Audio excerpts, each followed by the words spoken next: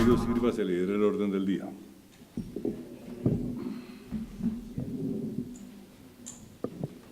Muy buenas tardes a los señores académicos de número correspondientes y académicos electos.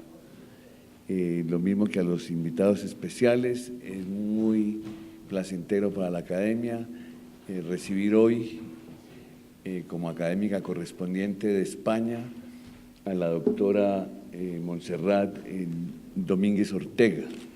Ella viene acompañada por la doctora Susana Ramírez, ambas historiadoras con un doctorado en Historia de América, y la doctora Susana Ramírez hará una presentación el próximo jueves en el auditorio de la Academia Nacional de Medicina a las 6:30 sobre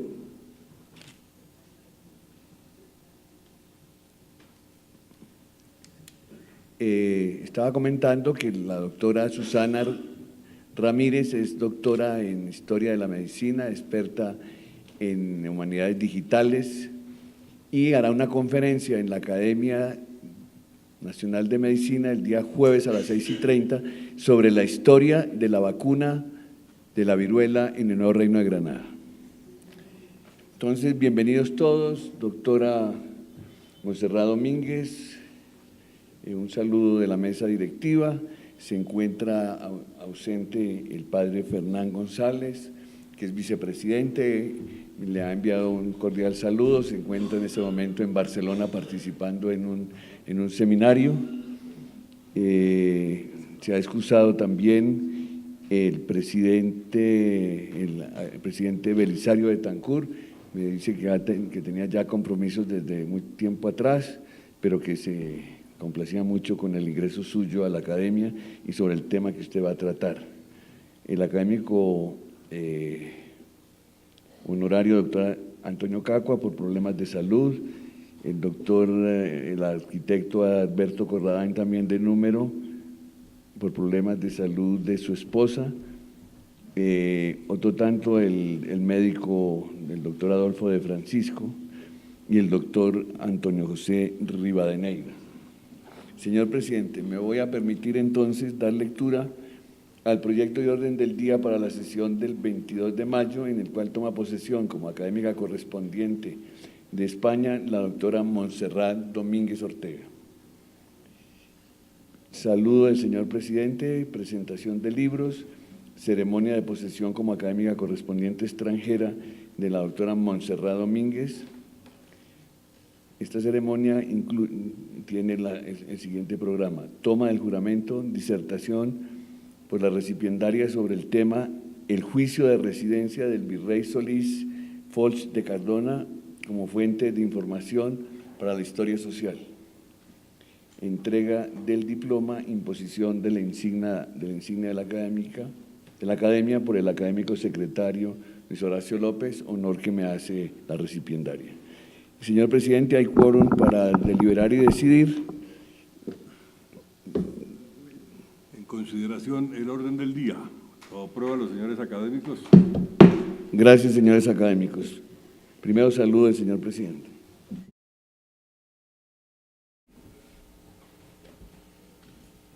Bueno, un saludo muy especial para la doctora Montserrat Domínguez Ortega, la académica recipiendaria que nos acompaña para recibirse como miembro de esta institución. Quiero aprovechar la oportunidad también para saludar a los señores miembros de la mesa directiva, a los señores académicos que nos acompañan y decirles que, en primer lugar, que se acaba de entregar una nueva edición del Boletín de Historia de Antigüedades, que está ya para concluir su trabajo de diagramación y entregarlo a imprenta. O sea que muy pronto entregaremos un nuevo número del Boletín de Historia y Antigüedades. También quiero decirles que ha venido funcionando de manera permanente la comisión integrada para el tema del Bicentenario. Se han hecho algunas reuniones en las diferentes regiones del país. La próxima será la de la región oriental en Bucaramanga a partir de mañana. Vendrá después la de Barranquilla y vendrá después la de Cali. Estos escenarios han sido muy importantes porque ha sido la posibilidad de poder congregar a los académicos de las diferentes regiones del país, dialogar con ellos sobre los proyectos que tienen en mente y que están desarrollando en cada una de las academias, y también para ponerlos en contacto con todo lo que es la programación relacionada con el Bicentenario, y para lo cual tenemos unos recursos, como ya se había informado, que han sido dispuestos por la Presidencia de la República y el Ministerio de Cultura. Entonces, ese tema va avanzando satisfactoriamente de acuerdo al cronograma trazado, se ha cumplido de manera estricta y ha encontrado un eco muy importante en las diferentes convocatorias que se han hecho en las regiones. Algunos historiadores han manifestado su deseo de participar en algunos de estos encuentros regionales. Bienvenida a su presencia. La idea es que tengamos el concurso de todo el que crea que puede colaborar con este propósito fundamental de poder llevar a cabo una celebración del Bicentenario de la Independencia en la mejor forma posible, de tal manera que no solamente nos quede la inmensa satisfacción al interior de esta academia de haber generado una serie de eventos conmemorativos, sino también la posibilidad de que se produzcan unas memorias relacionadas con estos ejercicios académicos que desde luego van a ser muy importantes. Hoy, desde luego, nos trae un acontecimiento muy especial, como es la presencia de la doctora Montserrat Domínguez Ortega, una académica muy importante, vinculada a nuestra madre patria. Ella es bibliotecaria de la Universidad Complutense, con estudios en la Facultad de Geografía e Historia, documentalista especializada en la Escuela de Documentación de la Facultad de Ciencias de la Información de la Universidad Complutense de Madrid. También ha sido encargada de la biblioteca del Departamento de Historia de América hasta 1992. Ha estado vinculada a la Facultad de Geografía e Historia. Es doctora en Historia de la Universidad Complutense de Madrid. Tiene estudios relacionados con América, especialmente con la Nueva Granada, y precisamente también ha participado en un tema que es de los temas importantes que ha venido desarrollando la Real Academia Española, como es el tema del diccionario panhispánico, el diccionario biográfico de español de la Real Academia de Historia. Ella ha realizado trabajos importantes para entender este esfuerzo que viene realizando la Real Academia Española. Igualmente tiene numerosas publicaciones relacionadas especialmente con temas de la Nueva Granada, del Nuevo Mundo. Es conferencista, tiene numerosas publicaciones a través de libros, conferencias, artículos de revistas especializadas. Ha participado en congresos muy importantes, sobre todo relacionados con el tema de la Nueva Granada,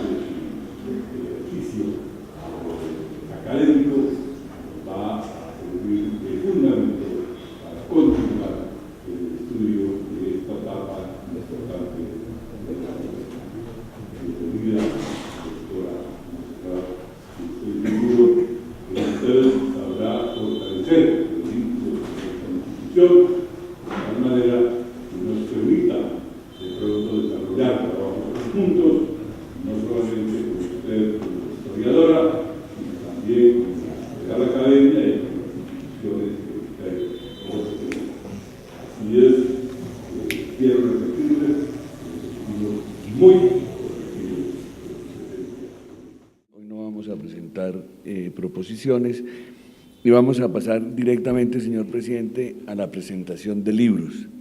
Registramos con gran complacencia el haber podido traer de las diferentes reuniones que hemos tenido con los académicos de las regiones, con los historiadores y docentes universitarios, con los centros locales de historia, la producción.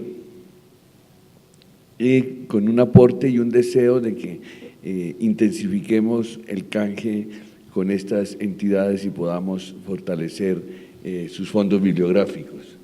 Estuvimos la semana pasada en reuniones con los departamentos de Chocó y Antioquia y varios de los centros locales. Tuve la oportunidad de participar con el doctor Roger Pita y el doctor Altamar en unas reuniones muy intensivas con los historiadores de la Universidad Nacional sede de Medellín, con historiadores de la Universidad de Antioquia, de AFIT y de la Universidad Autónoma Latinoamericana. Entonces, señor presidente, con su venia, el doctor Roger haría una presentación de algunos de los libros y yo los complementaría. Bueno, ¿alguno de los académicos tiene un libro para presentar? Entonces, damos curso a la presentación de los libros que han llegado por secretaría. Tiene la palabra, señor secretario. Señor presidente, tenemos un envío de la Sociedad Geográfica de Colombia y la Academia de Ciencias Geográficas, lineamientos epistemológicos para la aplicación de la geografía del suelo, visión, causa y efecto de las cuencas hidrográficas de Colombia, del geógrafo José Acero Suárez.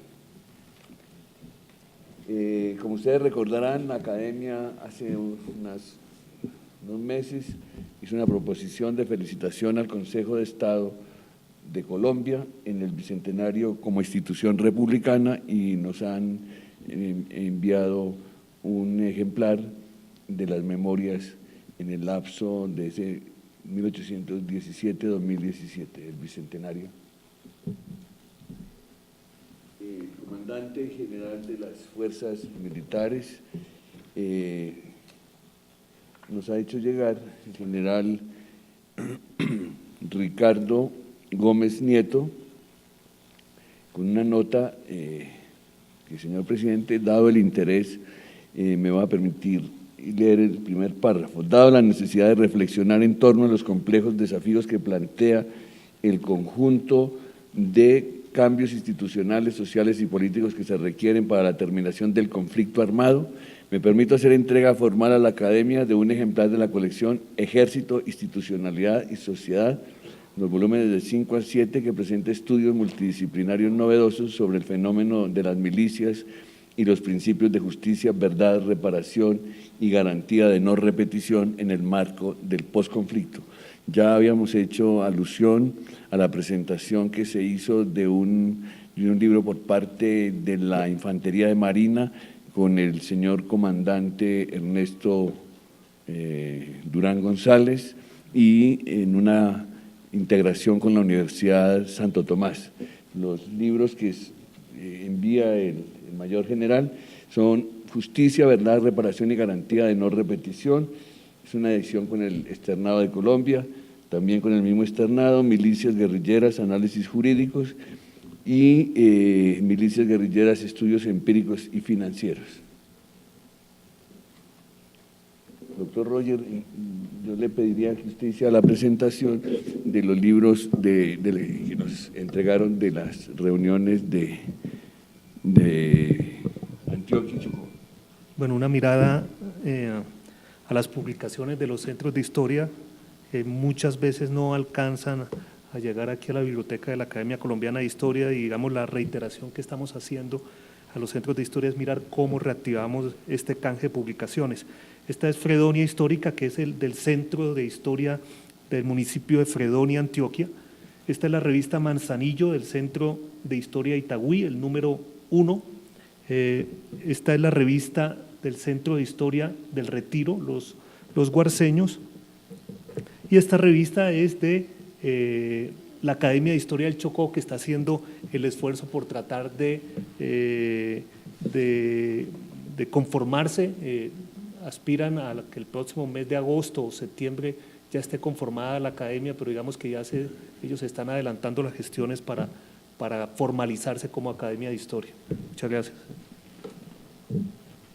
Señor presidente, también una publicación digital con recuperación de imágenes históricas del Centro de Historia de Jericó y con la colaboración del Instituto de Cultura y Patrimonio de Antioquia. Muchas gracias, señor secretario y señor director de la biblioteca. Como pueden apreciar, tenemos una amplia oferta de publicaciones a disposición de los señores académicos. Quedan en la biblioteca para la respectiva consulta de quienes quieran utilizarlos. Continuamos con el orden del día.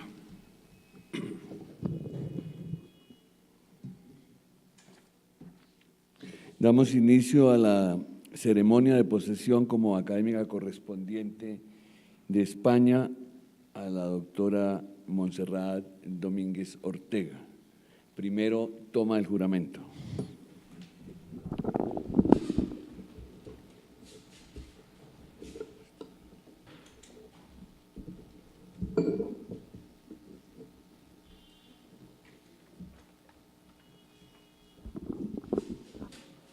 Doctora Montserrat Domínguez Ortega, jura usted por Dios y por la Academia cumplir fielmente los deberes que le impone el cargo de miembro correspondiente para el cual ha sido elegida.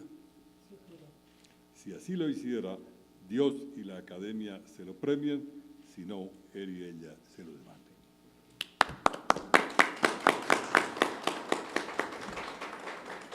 Bienvenida.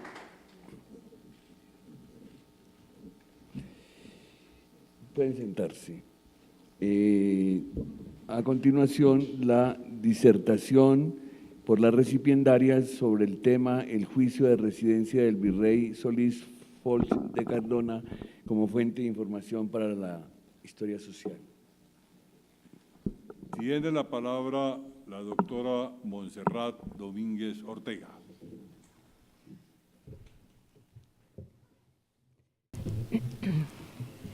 Académicos, autoridades, señoras y señores, quiero manifestar a la Academia mi inmensa gratitud por esta distinción que valoro profundamente, sobre todo porque me he dedicado de forma parcial a la investigación, ya que mi actividad se ha desarrollado principalmente en el mundo de las bibliotecas. Cuando empezamos a pensar en una fecha para este acto, por unas cosas y otras y una serie de circunstancias, elegimos justamente el día de hoy, que coincide con el aniversario del fallecimiento de mi padre. Por lo que aprovecho para recordarle, y con él a mi madre, que es la verdadera artífice de que haya podido llegar hasta aquí. ¿Por qué me he dedicado a la historia de Nueva Granada? Mi trabajo como bibliotecaria especializada en la biblioteca del Departamento de Historia de América de la Universidad Complutense me ha permitido el acceso a las fuentes de los estudios americanos. Elegí trabajar en esta biblioteca porque estaba especialmente interesada en dichos temas por mi proximidad a estas tierras con las que tengo una especial cercanía y afecto, ya que he pasado gran parte de mi infancia en Venezuela. Esta circunstancia me ha dejado una profunda huella. Mis vivencias allí no se han borrado con el paso del tiempo, pues la misma naturaleza de estos países tiene una fuerza que te llega tan profundamente que te atraviesa. Esta querencia me llevó a la historia de Nueva Granada, que me interesó en principio porque formaba parte de mis raíces. Por ello, quise hacer mi tesis doctoral sobre el virreinato de Nueva Granada. Al pensar en un tema, mi director de tesis, Fermín Marín, profesor de Historia Moderna de la Universidad Complutense, me recomendó hacerla sobre el juicio de residencia de un virrey, porque cuentas con una documentación concreta en un tiempo determinado. De esta manera elegí el tema el virrey Solís y las reformas borbónicas. Ante todo, debía conocer al personaje y comencé a leer a los historiadores colombianos que habían tratado el tema, entre ellos José Manuel Restrepo Sáenz, Daniel Samper Ortega, Luis Carlos Mantilla. Gracias a estas lecturas empecé a conocerlo y a interesarme cada vez más por el personaje, la historia del virreinato y a través de ellos la historia de Colombia. En la elección del tema me ha influido mi interés por el virrey Solís, que ha ido en aumento desde que comencé a trabajar sobre su juicio de residencia. Su vida singular y además rodeada de leyendas lo hace especialmente atractivo para cualquier historiador que le interesen las biografías. Solís Fol de Cardona, hijo del tercer duque de Montellano, nació en Madrid el 4 de febrero de 1716 y lo bautizaron en la iglesia parroquial de San Sebastián de Madrid el 14 de febrero del mismo año, como consta en la copia literal de la partida de bautismo que se encuentra en el Archivo Histórico de la Nobleza de Toledo. Fernando VI le nombró mariscal de campo de los Reales Ejércitos y comendador de Ademuz y Castelfabí, de la Orden de Montesa. La Real Cédula de concesión de dicha encomienda valoraba los servicios prestados por Solís, también los de la familia, como era habitual. Con motivo de este último nombramiento existen las pruebas pertinentes acerca de la limpieza de sangre exigida para ingresar en la orden, que se realizaron en Madrid a petición propia. El 18 de abril de 1753, el rey le nombró virrey de Nueva Granada. Entonces tenía 37 años. Sus biógrafos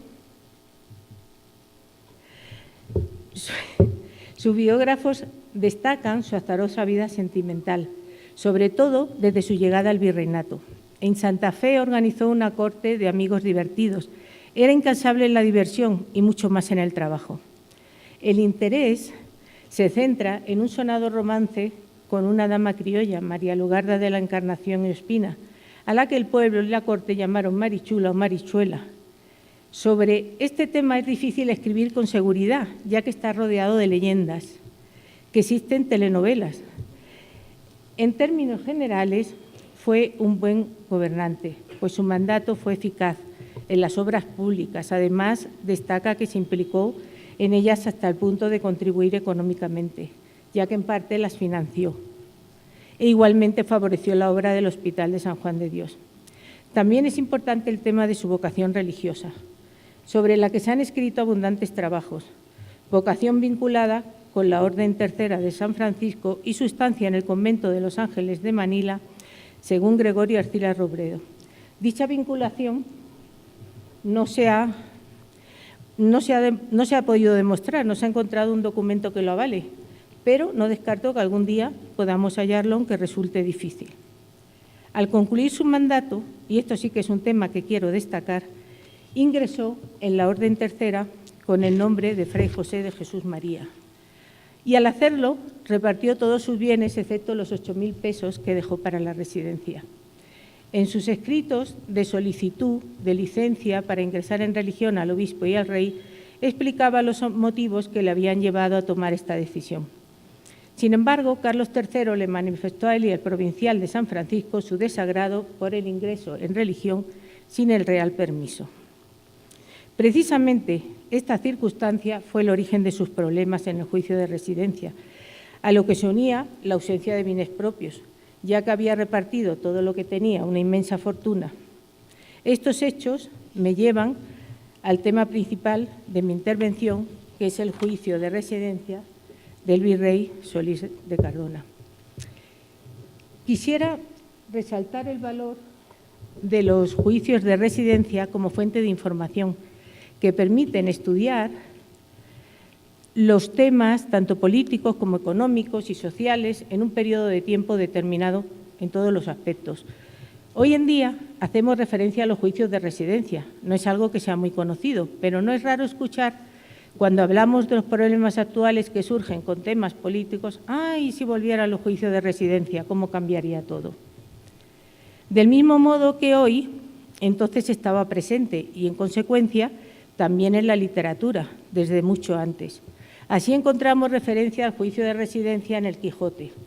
Señor gobernador, de muy buena gana dejáramos ir a vuestra merced, puesto que nos pesará mucho de perderle, que su ingenio y su cristiano proceder obligan a desearle. Pero ya se sabe que todo gobernador está obligado, antes que se ausente de la parte donde ha gobernado, dar primero residencia. Dé la vuesa merced de los 10 días que tiene el gobierno y váyase a la paz de Dios. La implantación en América se debió a la necesidad del rey de tener un representante, sobre todo por las especiales circunstancias americanas a causa de la lejanía y sus condiciones geográficas con enormes distancias. Esto ocasionó que el poder y facultades del virrey fueran muy amplios, pero la importancia del cargo no les eximía de la obligación de dar la residencia, a la que no se podían negar como todos los demás cargos. En caso de mala gestión, la responsabilidad de las penas alcanzaba a todos, sin excluir a los clérigos, tanto si lo eran antes como si tomaban el hábito después. Precisamente, muestra de ello es uno de los cargos de esta residencia, el cargo 7, en el que se le condenaba por haber nombrado al teniente coronel Manuel Martínez de Escobar comandante del río Hacha, sin haber dado la residencia del gobierno del Chocó. Los virreyes en América solían dejar la residencia en manos de apoderados y fiadores, posibilidad que existía desde el ordenamiento de Alcalá de Henares. Generalmente en Indias, supongo que también en otras partes, los más perseguidos fueron los delitos contra Hacienda. Parecía lógica esa exigencia a los virreyes por su alta responsabilidad y funciones de aumentar ingresos, decidir la cantidad de moneda acuñada. Igualmente era importante la correcta administración de los monopolios. Estos juicios de residencia son importantes para conocer la política española en América y permiten indagar en los aspectos políticos, económicos, eclesiásticos. Los soberanos españoles dedicaron especial atención a los juicios de residencia de los virreyes, presidente de las audiencias, gobernadores y demás cargos. A través de ellos podemos elaborar todo el proceso administrativo de organización y gestión de la política colonial. Por tanto, son un instrumento para la investigación. En anteriores trabajos he estudiado los juicios de los virreyes José Alfonso Pizarro, marqués de Villar, José Solís Fol de Cardona y Pedro Mesía de la Cerda. En cuanto al proceso documental, debemos partir de la trayectoria de los documentos de América que se trasladaron desde las dependencias del Consejo de Indias en un primer momento al Archivo General de Simancas. Al estar mezclados con otros documentos aparecieron problemas que ocasionaban la dispersión de los fondos americanos. De esta manera surgió la necesidad de reunir los papeles de América en un archivo. Al haber ciertas dificultades para unificarlos en el Archivo General de Simancas, entonces se decidió trasladarlos a un archivo especial para ellos. Con esta idea, en tiempo de Carlos III, se creó el Archivo General de Indias de Sevilla, en el que se reunieron todos los documentos. Pero, aunque en teoría todos los papeles de América deberían estar en dicho archivo, no todos están. Como es natural, los historiadores interesados en estudiar estos juicios de residencia fueron al Archivo General de Indias con la consiguiente sorpresa de no encontrarlos allí. No solo había leído a los historiadores que trataban el tema, sino que entré en contacto con alguno de ellos, que me manifestó su sorpresa al no encontrar los documentos del juicio de residencia de Solís en el Archivo General de Indias, como sería previsible. No obstante, en estas mismas circunstancias también se encuentra algún otro juicio americano. Entonces podemos preguntarnos, ¿por qué los juicios de residencia de José Alfonso Pizarro, José Solís Fol de Cardona y Pedro Mesía de la Cerda no se encuentran en el Archivo General de Indias, sino en el Archivo Histórico Nacional? En este tema existen varias explicaciones posibles. Por una parte, Peña Cámara piensa que la razón es que eran posteriores a 1760, fecha límite para dividir la documentación entre histórica y útil. Y por eso permanecieron en el Consejo, de donde pasaron provisionalmente al Archivo Histórico Nacional, sección de consejos suprimidos, de donde ya no salieron. En cambio, Vicenta Cortés, la explicación es que se mantuvieron en el Consejo libros y legajos que aún se necesitaban. Esta última me parece más acertada y tiene una explicación bastante lógica, pues se mantuvieron allí los de Solís, Fol de Cardona y Mesía de la Cerda, que fueron conflictivos. Sin embargo, también se mantuvo allí el de José Alfonso Pizarro, que no tuvo ningún problema. En la residencia de Solís se comparaban los pocos problemas que había tenido el virrey Pizarro y los muchos que tenía Solís. Una explicación plausible puede ser que tal vez se deba a su relación con el de Solís, al que el juicio de Pizarro está casi unido. En el juicio de residencia de Solís encontramos una comparación de los datos económicos de su gobierno con los del virrey Pizarro, publicado ya en el Boletín de Historia de Antigüedades. Esto podría influir en que se quedara también el de este virrey, pero en el catálogo de Ángel González Palencia, además de los documentos del Consejo de Indias, que se encuentran en el Archivo Histórico Nacional, aparece también el de Manuel Flores, lo que nos llevó a creer que estaba allí, pero al consultar el legajo, el juicio allí no estaba. El proceso en el que nos vamos a centrar está formado por el auto de residencia de José Solís Fol de Cardona, 4 legajos, y el testimonio del auto acordado sobre la suspensión de Joaquín de la Rocha, un legajo aparte de la residencia, pero que también se encuentra en el Archivo Histórico Nacional. En los últimos días, antes de venir, he encontrado documentos del juicio de residencia de Solís aquí en Bogotá, en el Archivo General de la Nación. El procedimiento se iniciaba en la Real Audiencia de Santa Fe, al concluir el mandato del virrey, comenzando los trámites para el juicio de residencia, con la designación del juez, en este caso, finalmente, Miguel de Santisteban. Los problemas ocasionados por la decisión de Solís de retirarse de la vida pública e ingresar en la orden franciscana de inmediato retrasaron el juicio. A menudo, algunos gobernantes, cargos o ministros de las audiencias, al dejar el gobierno y no tener futuro en los estamentos civiles, ingresaban en religión para continuar teniendo poder desde la Iglesia, pero no era este el caso de Solís. Nada más terminar el gobierno, se exigía la residencia, requisito cumplido con el depósito de 8.000 pesos. Sin embargo, la cantidad no la consideraron suficiente para responder a los posibles cargos. Los apoderados manifestaron la imposibilidad de aumentar la mencionada cantidad. La residencia no avanzaba, hasta que su sucesor, Mesía de la Cerda, decidió su continuación. Todos los temas surgidos en los forcejeos que hubo entre el juez de residencia y los apoderados originaron una amplia documentación, pues continuaron entre ambas partes durante todo el juicio. En cualquier caso, la residencia fue en general como todas las residencias, con un interrogatorio de 16 preguntas reiterativas sobre los aspectos más importantes, los económicos, el contrabando. La finalidad del interrogatorio era cerciorarse del correcto cumplimiento del cargo, conforme a las instrucciones y ordenanzas reales. Siempre se hacía referencia a cuestiones concretas, la acertada administración de justicia, la preocupación por la instrucción de los indios, la enseñanza de la doctrina, el buen funcionamiento de Hacienda, el cobro puntual de las deudas, la bula de la Santa Cruzada. Además, se incluía la nómina de la familia del virrey. Indagaban actuación de familiares y allegados para averiguar los casos posibles de favoritismo o clientelismo, así como posibles conexiones entre estos y los gobernantes locales. De acuerdo a lo establecido, presentaron la copia de la nómina de la familia de Solís, secretarios y allegados, que se enviaron a cada una de las comisiones. Pero pocos conocían al virrey personalmente, y menos a sus colaboradores y familiares, hasta el punto de que incluso algunos no solo no les conocían, sino que ni siquiera sabían sus nombres, sobre todo en las ciudades apartadas de Santa Fe. Para obtener mayor información, se podía admitir cualquier demanda que pudiera presentar cualquier persona. El que enviaba quejas anónimas, eso anulaba el testimonio, pero sin embargo cualquiera tenía plena libertad para hacerlo. Con el fin de disponer de la mayor información posible, se admitían las quejas de cualquier persona o también grupo que se hubiera sentido perjudicado.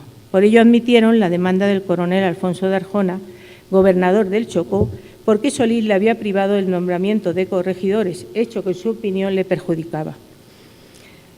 Al principio no la aceptaron lo mismo que ahora tenían que cumplir unos requisitos y en este caso no lo había presentado de forma adecuada por medio de un abogado. Entonces su representante presentó otro escrito que trasladaron a los apoderados, quienes solicitaron una fianza debido a la gravedad de las acusaciones, según ellos calumnias.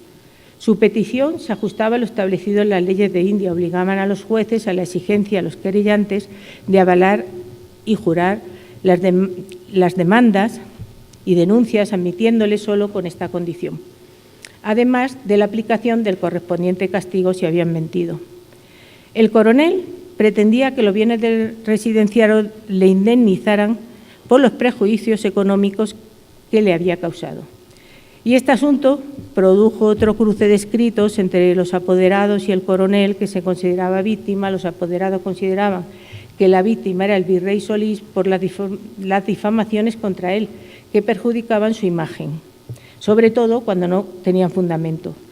Al final, después de la valoración de las costas de la demanda, esta terminó con la acusación del coronel y su obligación de pagarla. Para una residencia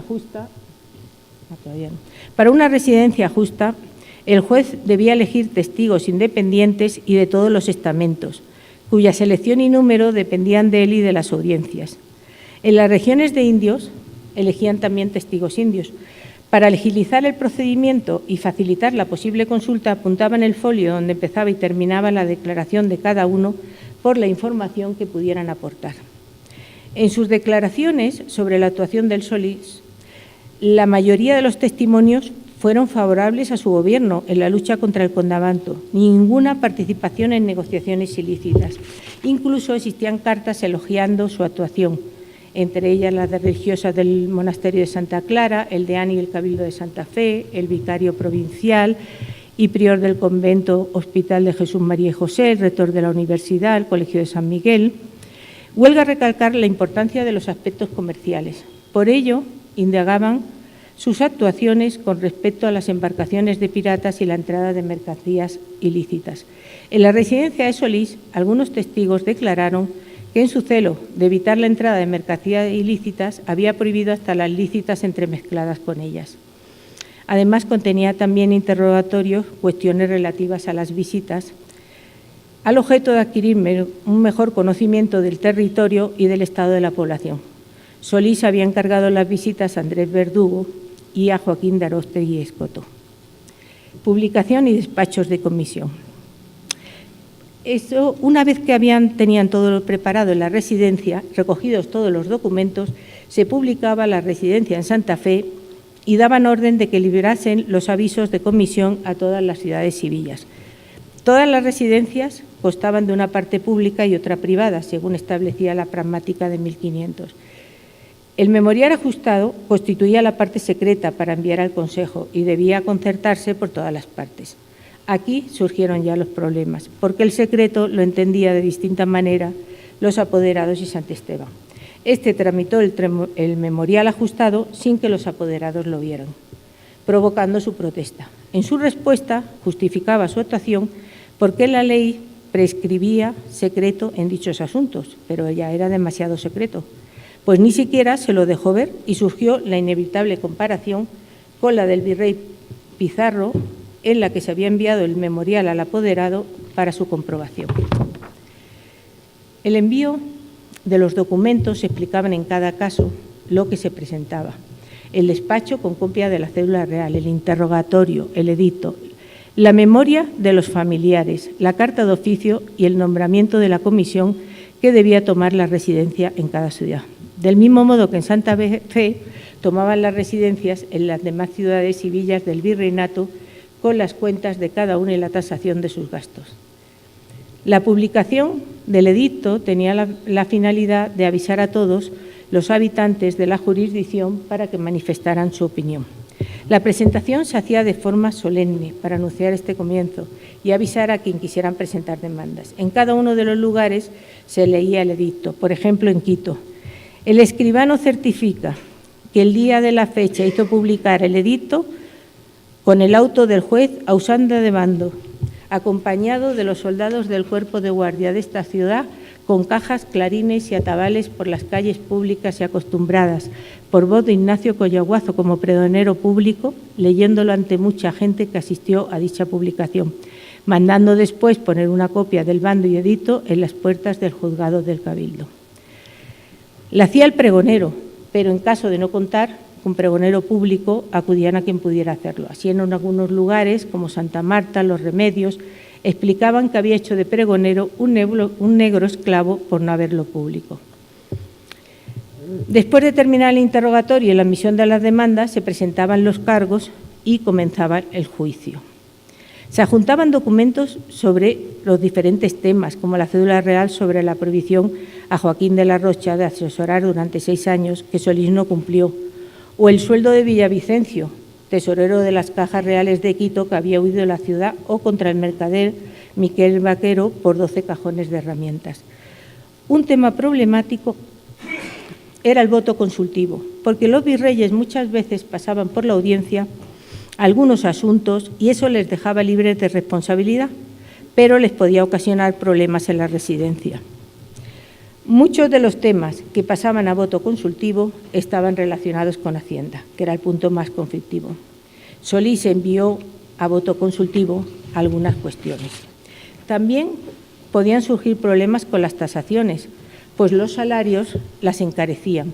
En este punto la recopilación indicaba de dónde se podían obtener fondos para tal fin. Acerca de los honorarios de los escribanos también existían distintas opiniones. En la de Solís creían que no debía percibir ingresos por el memorial, porque lo consideraban parte de su trabajo. Aunque discutían los honorarios, estaba clara su procedencia. El tasador general había efectuado la valoración de las costas e hizo la estimación general del importe de la residencia, con los salarios de todos los que actuaron en ella y los gastos de envío al Consejo de Indias. Las costas debían cubrirse con los gastos de justicia y penas de cámara, pero dada la circunstancia de su escasez, los jueces comenzaron a cobrarlas al residenciario, aunque quedara suelto, práctica habitual en el siglo XVIII a la que no era ajeno el Consejo. Por lo tanto, se pagarían de los 8.000 pesos dejados y si no fueran suficientes, se sacarían de sus bienes, algo que aquí volvía a plantear nuevos problemas. Pero no la encarecían solo los saberes, sino también otros gastos como el papel y el papel sellado. Santisteban también tuvo enfrentamiento con los tasadores, pues no estaba de acuerdo con la tasación y después de realizar una nueva decidió sustituir al tasador por un suplente que realizó otras 2.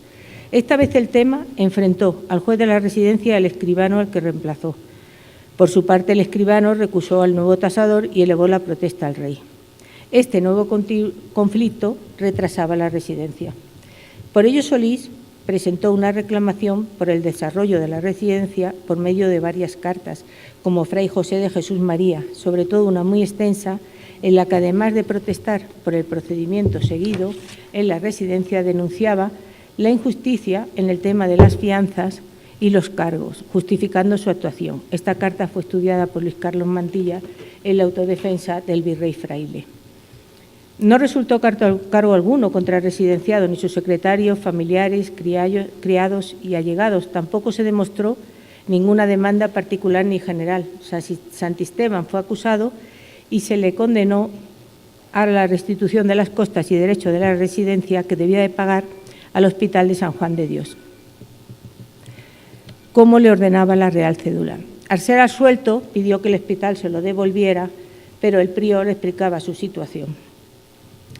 Existe en la residencia estos documentos nos dan mucha información sobre el Gobierno y su política económica en comparación con la del virrey Pizarro.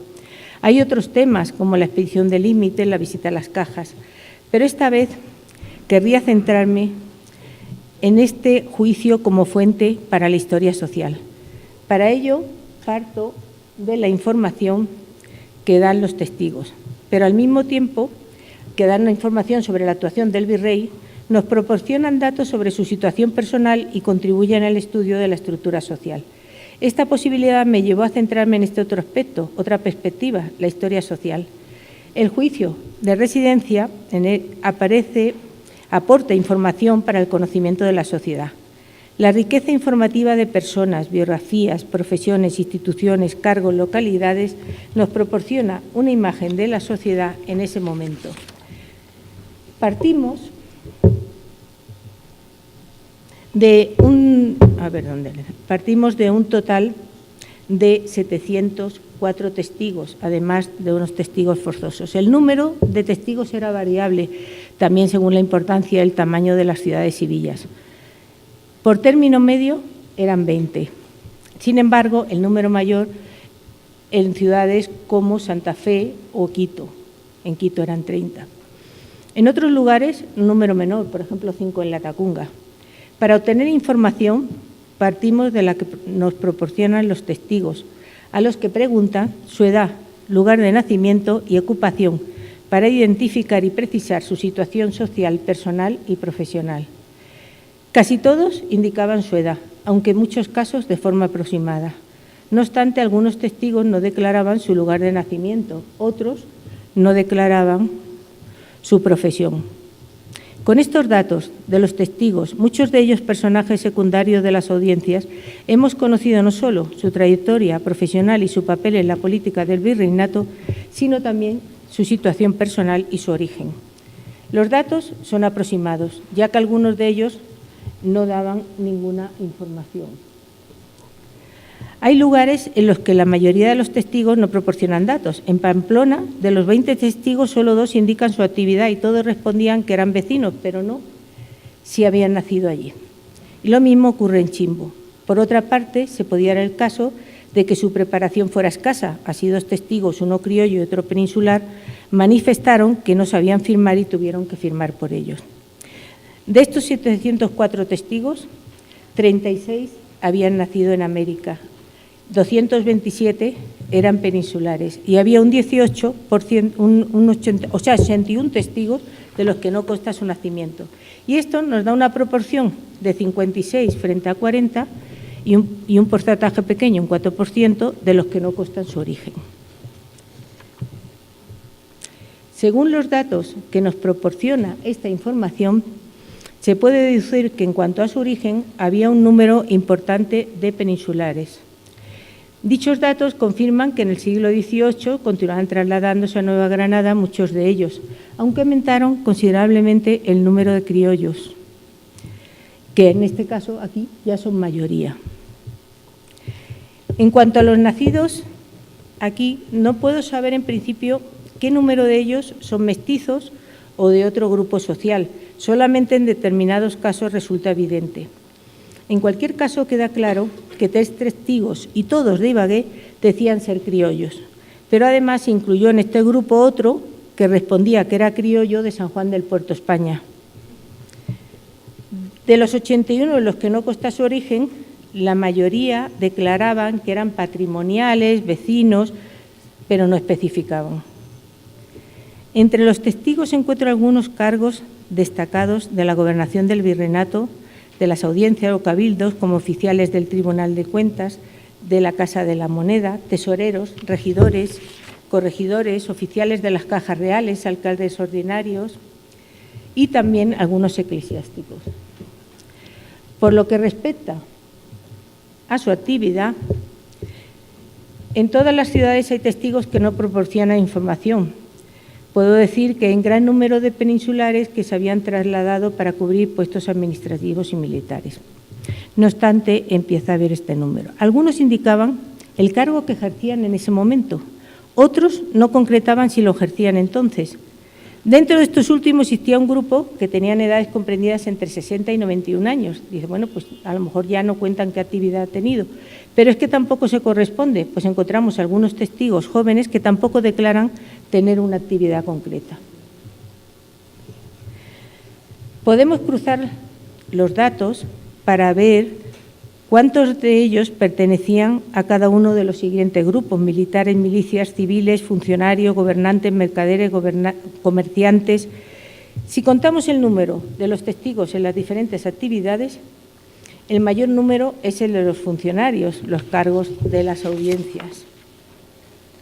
Entre los que declaraban su cargo, no aclaraban si lo ejercían en ese momento. En cambio, algunos manifestaban su actividad cuando la estaban ejerciendo. Otros indicaban los diferentes cargos que habían tenido. También había declaraciones de los que ejercían el cargo en ese momento y así lo manifestaban. De los que declararon su actividad, contamos con un 37% de cargos oficiales, 24 militares, 19 mercaderes y un 7% de civiles con grado militar, un 6% de hacendados, un 6% de milicia y un 1% de eclesiásticos y un protomédico. Entonces, si los miramos por su origen, hay una mayoría de criollos, 63 y 45 peninsulares, lo que nos da una proporción de 56 a 40% respectivamente, y un número pequeño, un 4%, en lo que no consta su origen. En cuanto a los mercaderes, hay un mayor número de peninsulares, 27, y algo menos de criollos, 21, lo que nos da una proporción de 47 frente a 36. Y en este caso, un 17% en los que no consta su origen. Un número importante de ellos no declaraba su procedencia. Entre los mercaderes incluimos también comerciantes, algunos decían que eran comerciantes con tienda abierta, también buscadores de oro, traficantes de esclavos. De estos últimos había un menor número, 4, 2 peninsulares y 2 criollos. Si a estos datos unimos los civiles que tienen grados militares, la proporción es diferente. Muchos comerciantes y otros colectivos, como las élites locales, obtuvieron grados militares. En este caso, predomina el número de criollos y todos declaraban su origen. Civiles con grados, 71% criollos y 29% peninsulares. Con los datos oficiales del Ejército podemos ver la situación del Ejército profesional y la milicia. En cuanto al Ejército, tenemos militares de carrera y honoríficos. Algunos oficiales miran como refuerzos y terminaron también por establecerse allí, emparentando con familias locales. Además, se produjo un notable ascenso de los criollos entre los oficiales. La mayoría de los oficiales eran criollos, de 73 militares, 44 y 23 peninsulares, lo que nos da una proporción de 60 frente a 32 y un 8% en los que no consta. Las milicias constituían batallones, compañías de forasteros, blancos, pardos, negros, zambos. Entre los testigos encontramos un capitán de pardos de Zaragoza, Sebastián Enríquez, un capitán de una de las compañías de negros de esta ciudad, de Zaragoza también, Victorino de la Rosa Hernández, y un capitán de la compañía de zambos del Río Hacha, Hilario Suárez. La distribución de la milicia,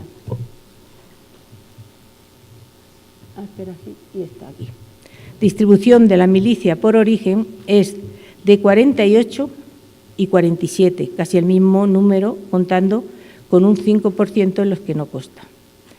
Por otra parte, tanto peninsulares como criollos formaban parte de las milicias de las ciudades. En ellas, de 29 hay 11 criollos y 17 peninsulares, y uno que no consta, lo que nos da una proporción de 48 frente a 47 y un 5%. En los eclesiásticos había una gran mayoría de criollos. La proporción de 65 criollos y 35 peninsulares. En este caso, en todos está claro su origen, como pasa con los civiles con grado militar.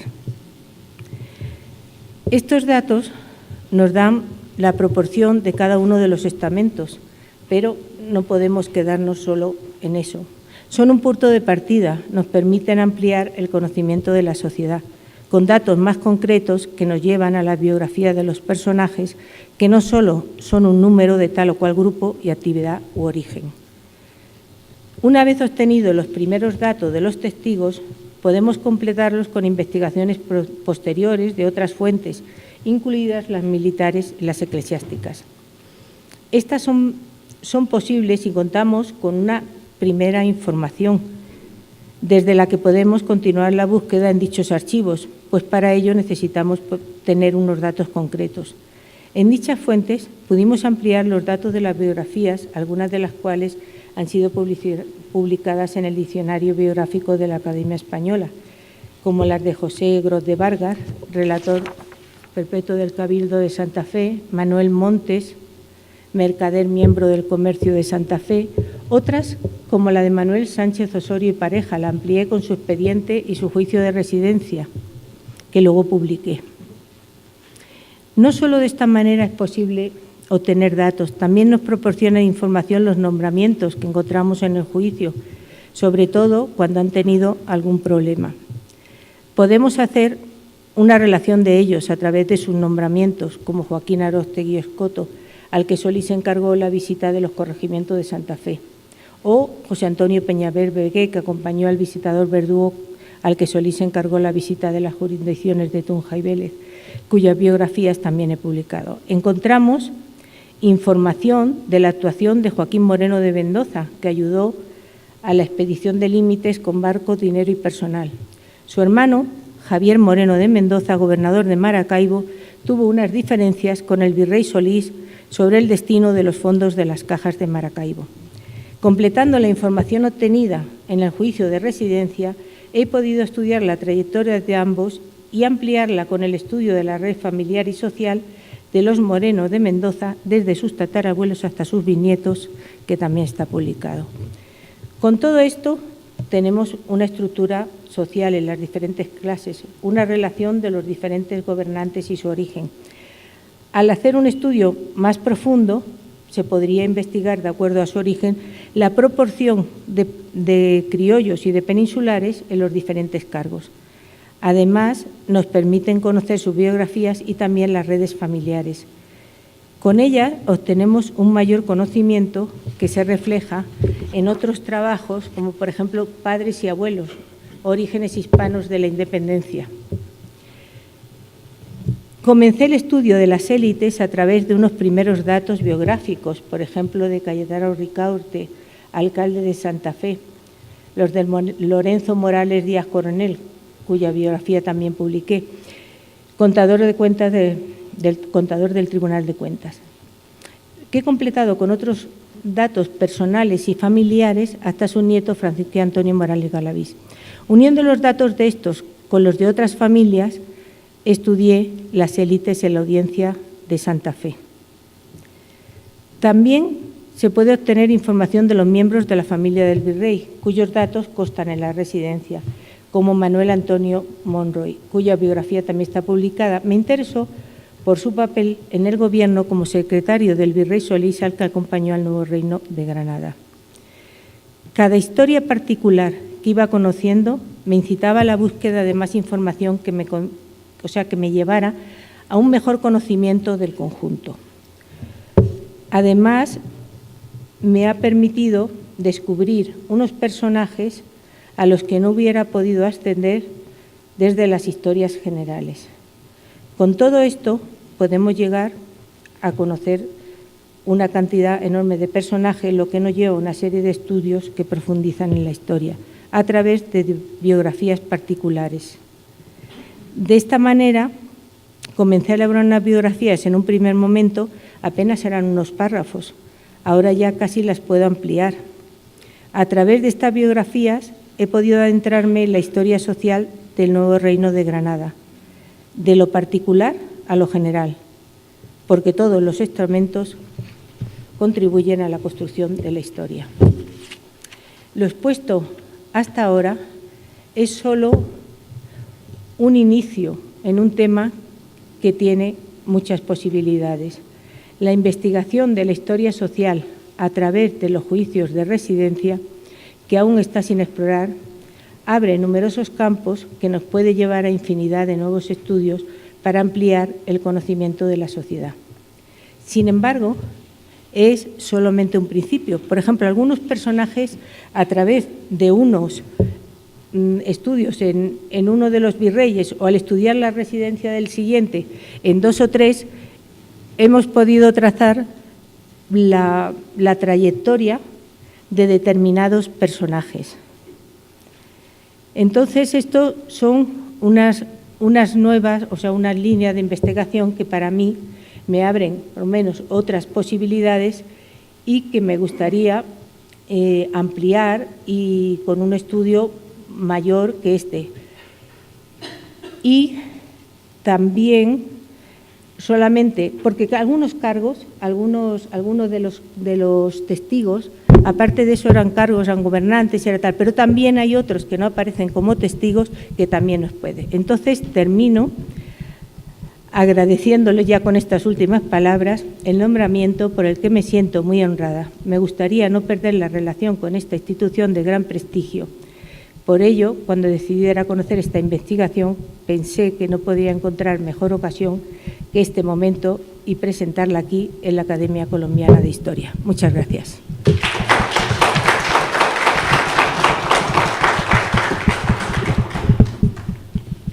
Yo creo que esto es uno de los temas apasionantes de nuestra etapa colonial y, desde luego, su contribución en el análisis de esa etapa de la historia es muy significativa y seguramente va a meritar muchos comentarios de parte de los historiadores.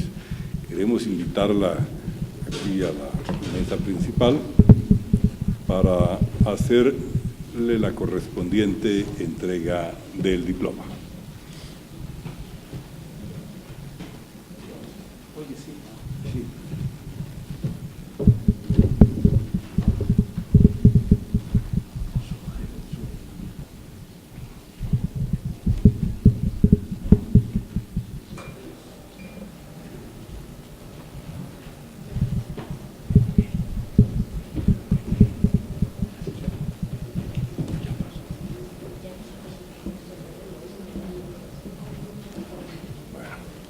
El diploma que la acredita dice así: República de Colombia, Academia Colombiana de Historia.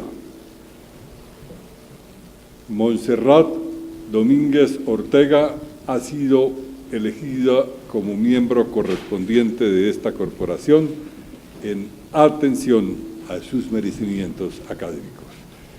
El presidente Eduardo Durán Gómez, el vicepresidente Fernán González González, el académico secretario Luis Horacio López Domínguez.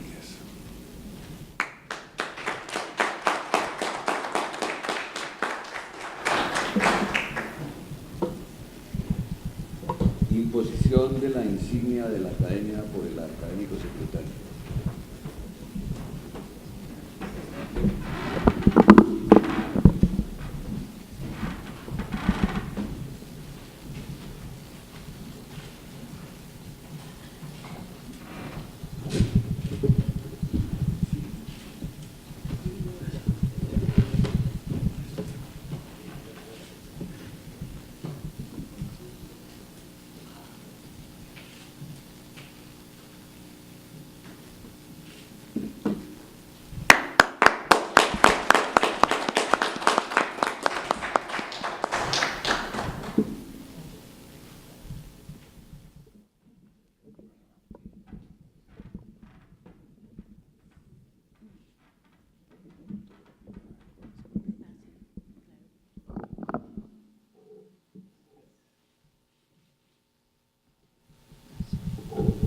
Señor presidente, se ha agotado el orden del día.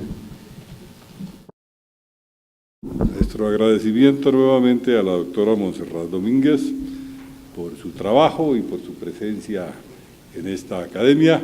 A los señores académicos e invitados, muchas gracias por su asistencia, y la académica los invita a un vino de honor. Se levanta la sesión.